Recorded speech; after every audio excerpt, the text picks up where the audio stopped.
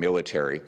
There were two developments today that I felt the need to respond to. One, this morning we got some terrible news from Statistics Canada that food price inflation has now hit a spectacular 7.3%, by far the worst in the G7, twice what it is in the United States, and twice what it was when Mr. Carney took office.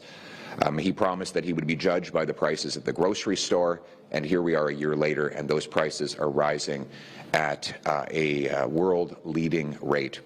Canadians deserve affordable food, food that they can enjoy with their families, food that will nourish their bodies, not hunger and desperation. What we have now is a hunger crisis in this country. 2.2 million people lined up at food banks. We've seen food prices rise at near record rates, and those prices are accelerating.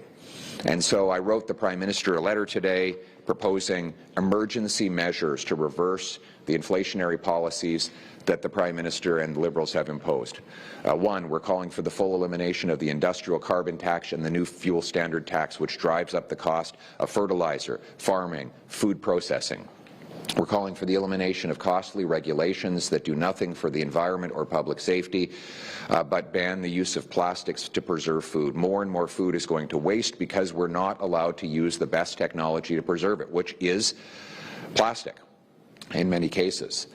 We also think the government needs a real plan to reverse inflationary deficits, which have doubled under Mr. Carney's watch. This money printing creates higher demand without supply and drives up the cost of everything. Finally, Mr. Carney suggested in the House of Commons that one of the causes for food price inflation is Canada's weak dollar. We're willing to work with him on policies that will strengthen our dollar, like unblocking our resources and selling them on the world market, which will create demand for the Canadian dollar, boost its buying power, and allow Canadians to buy more internationally priced goods, which includes food and fuel. We're prepared to work with anybody to achieve these things. Our vision is a country where anybody who works hard can afford a beautiful house, good food, on a safe street, and we're here to provide that hope. Then there's the question of autonomy. Today the Prime Minister made announcements regarding and new promises regarding military equipment. Now, let me say we should all agree that Canada needs to become militarily independent, and that includes not just having a strong armed forces, but the ability to supply that armed forces with the best technology and equipment that exists in the world, and to do it with our own supply chains. We've become overly reliant on the Americans and on other countries because we do not have the capacities at home. We want to return them here. The reason we can't get things built for our military is the same reason we can't get homes built or resources developed. Too much bureaucracy. It often takes 7, 8, 10 years to approve purchases of equipment that goes out of date in a couple of years. This is not sustainable in the modern warfare environment. Look what's happening in Ukraine right now. They are moving at a pace that is unimaginable. Drone technology is being introduced and becoming obsolete within literally months. The Ukrainian government is literally buying drones for $300 to $1,000 from their own civilians that are going into operation within days of their purchase. That's the speed at which things are happening in warfare. The days of having like 15 or 20-year procurement processes, they have to end. We have to move quickly. And that means eliminating all the bureaucracy and empowering our military personnel to make purchases directly of the new technology and equipment that they identify and need with fewer steps. Now, we have too much bureaucracy. Everyone agrees on that. Mr. Carney's solution? Create more bureaucracy. His new proposal adds 6 new bureaucracies, agencies, councils, units, and other bureaucracies that will actually gum up and slow the system down. He's got a new $1 million man heading up the Military Investment Agency, a guy who doesn't even have a military background. We don't need more high-priced CEOs and bureaucrats. We don't need juicier contracts for multinational corporations. What we need is nimble, fast, agile, MacGyver-like purchase of the equipment, weapons, and gadgets that are going to win the wars and defend our territory in the future. Our purpose, should be to defend every square inch of Canadian territory with our own means while using the best technology that will save lives and save money, that will limit bloodshed and limit costs to taxpayers all at the same time. Conservatives will be providing plans on how the government can do that in the weeks and months ahead. Again, our mission that I expressed today is a country that is affordable, that is autonomous. It turns out that the same things that we have to do to become self-reliant are the ones that we have to do to become an affordable country for all Canadians, and we want to supply Canadians with the hope that that bright, affordable, autonomous future is ahead. Thank you very much. Est-ce que vous pensez que le Canada fait des chichis, des caprices dans sa relation commerciale avec les États-Unis, comme le pense M. Givani? Non, moi je crois que les Canadiens sont fâchés de façon légitime à cause des menaces et des tarifs injustifiables de M. Trump. Comme M. Carney a dit, personne ne peut contrôler Donald Trump. Je suis d'accord avec ça. Comme M. Harper a dit, il faut se concentrer sur ce que nous pouvons faire et ce que nous pouvons contrôler pour adapter à la nouvelle réalité. Oui, absolument. Donc, je vais compléter ma réponse.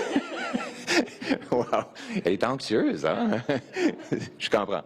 Donc moi, je crois qu'il faut augmenter notre pouvoir dans les négociations, c'est-à-dire de renforcer notre économie, produire nos ressources naturelles et accumuler les minéraux nécessaires pour la défense. Ça nous donnerait beaucoup plus de puissance dans les négociations face aux Américains et nous permettrait de nous battre afin de contrer les tarifs, de rétablir un libre-échange. Thank you very much. Thank you. The answer is no. Canadians are legitimately upset by the unjustifiable tariffs and comments that the President has made. And, you know, as the Prime Minister has said, nobody can control Donald Trump. As Mr. Harper said, we have to focus not on how the President's words and deeds make us feel, but on what we can do to adapt. And what can we do? We've got to unlock our resources, build up our strategic defense minerals, bring home the capital that's fled the country, and use that leverage to fight for tariff-free access to the United States and other markets. Have you spoken to Mr. Givani about his comments? Yes, I have. And what was your message to him? Well, my message is that Canadians are understandably upset about the tariffs and the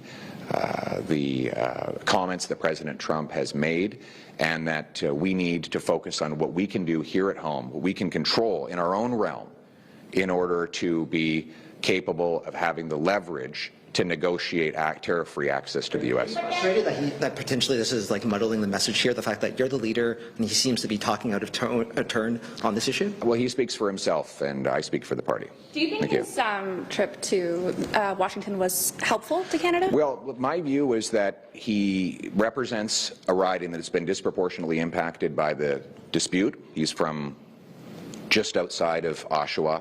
1,200 Ottawa-Oshawa residents have lost their jobs in part due to the tariffs, and I think that it's necessary for all MPs to use all the connections and work that they can in order to overturn the tariffs and protect Canadian jobs. So I encourage all MPs to fight the tariffs and stand up for Canada. There were leaks out of caucus last week, and then there's also this issue with Mr. Givani. I'm wondering how do you feel about how things are going in caucus? Look, overall, I think we have a great team. We're the only party that's addressing the real issues that are affecting people's daily lives. And whether it's on affordability, the affordability of food, the safety on our streets, and the self-reliance of our economy, we have an incredible team of caucus members who have been fighting for those things, and we're going to keep doing that. If any of your MPs were in favor of Alberta separatism, would they be allowed to remain in your caucus? We are entirely a Federalist caucus. I have not had a single MP express that view. And as for myself, I'm a very proud Federalist, born and bred Albertan, and we will be fighting for a united Canada. And we hope that Quebecers, Albertans, and all Canadians will unify around our beautiful flag and our love of country. Thank you. M. Poilievre, en français sur les séparatismes.